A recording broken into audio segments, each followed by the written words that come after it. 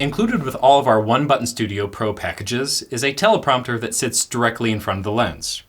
Using a teleprompter is simple enough, but it can be a little tricky if you've never really performed with one. So here's a few quick tips in order to get the most out of the teleprompter with your One Button Studio Pro.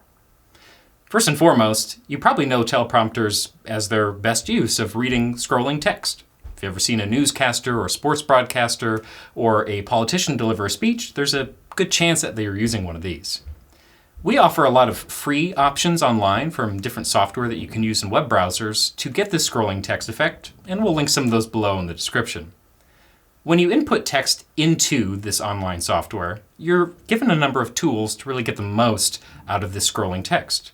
Here's a few recommendations that I like to give. First, make the font size large enough that you can read it, but just large enough that you can read it.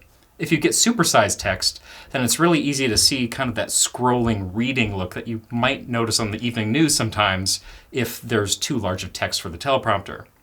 On that same point, make sure that your margins are more centrally located and even center align the text.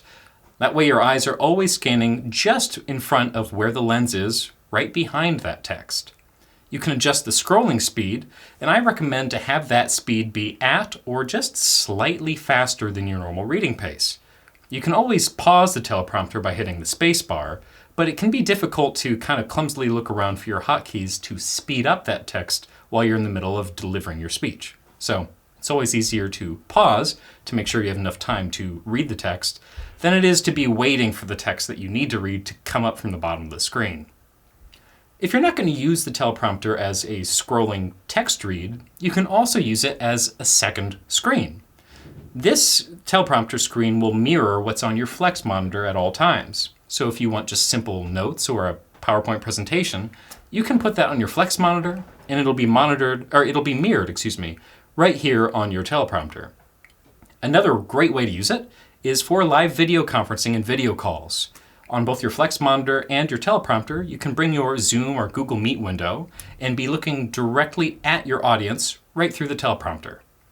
And for some of our more advanced users, if you would, you can go into the system settings of the computer provided in the studio and make this its own discrete desktop location. So if you want this window to be a Zoom call and you want your Flex monitor to be notes for your PowerPoint presentation, you can have those both in separate places, but that's mostly for our more advanced users.